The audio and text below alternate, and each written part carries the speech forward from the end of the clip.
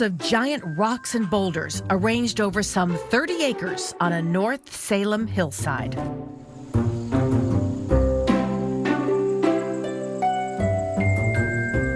Chambers, walls, and caves said to be over 4,000 years old. Man-made rock formations so intricate, this site was first called Mystery Hill.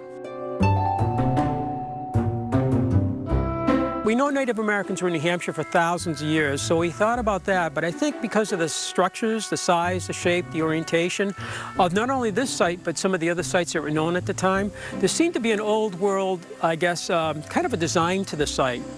Dennis Stone, ironically that is his last name, is the president of America's Stonehenge. He has spent his entire life among this rocky landscape. His father, Robert Stone, bought the property in 1958. I was a baby at 18 months old when my dad first heard about this place. It was the summer of 1955, so almost 70 years ago. He thought it might have been old world pre-Viking visitors, perhaps. It wasn't for sure, you know. And we're kind of leaning that way today. We know New Hampshire, the earliest Native Americans now in the Keene area are 13,000 years old, which is amazing because the glaciers were receding, very harsh conditions, and to have a site that old with Native Americans, that's pretty amazing, but they were here way before the site was built.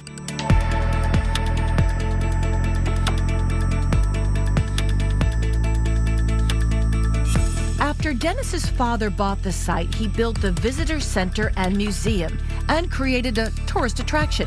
In 1982, Mystery Hill became America's Stonehenge. The name was changed to better reflect the function of the stone markers with the sun and the moon, but the form of the site looks quite a bit different than Stonehenge, but so similar to some of the other 50,000 megalithic sites throughout Western Europe. So the name was changed 42 years ago to America's Stonehenge. The way the sunlight hits the stones suggests the people who built the site had a clear understanding of astronomy and used it as a calendar, stones aligning with the sunrise and sunset during the summer and winter solstices. Even going back 100 years, a gentleman named Sir Norman Lockyer, over 100 years ago, suggested Stonehenge might be aligned with the heavens, you know, with the stars and the sun. Perhaps the most popular structure on the site is the Oracle Chamber, a stone room that contains many curious features and could have been used in some kind of ancient ceremony. This was not meant for tall people. Or people who might be a bit claustrophobic. There have been improvements over the years to help visitors navigate the chamber. Many theories about who used this chamber and why, especially this hole called the Oracle Tube. By standing here, I'm about the right height. And if I talk, the voice goes through this tube, it comes out underneath the sacrificial table. And the thought is that a priest or priestess could be in this chamber talking and giving prophecy perhaps to the people outside watching a ceremony on the table. Sacrificial table sounds fascinating and frightening at the same time. This large flat rock with grooves weighs more than 4 tons. Could this have been used in ancient rituals?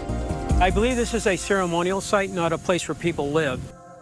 America's Stonehenge remains an active archaeological site. There have been digs here for nearly a century. Among the discoveries, charcoal, ashes from small fires that researchers say are thousands of years old. So the fire pit was down right about in this area.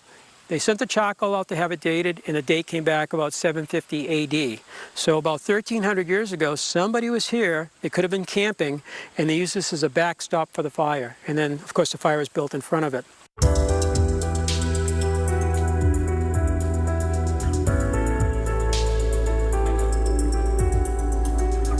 Inside the visitor center, this case contains artifacts uncovered over the years. Everything in this case here is all worked stone. James Lacefield worked at Stonehenge as a teenager, and his love of history drew him back after he graduated college. There's all of these layers of history.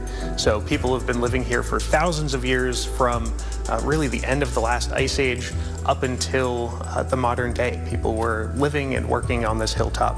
So we have all of that history stuck into one really small space. So it's difficult for archaeologists to sift through all of those artifacts, but for people coming here to visit, it's so incredible to see it all in one place.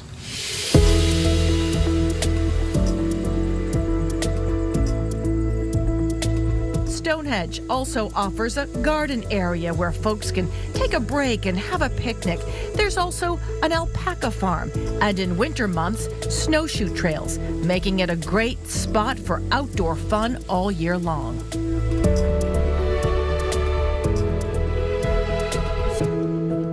Whether you're drawn by a love for history or a fascination with mystery, this is a place to explore, reflect, and wonder.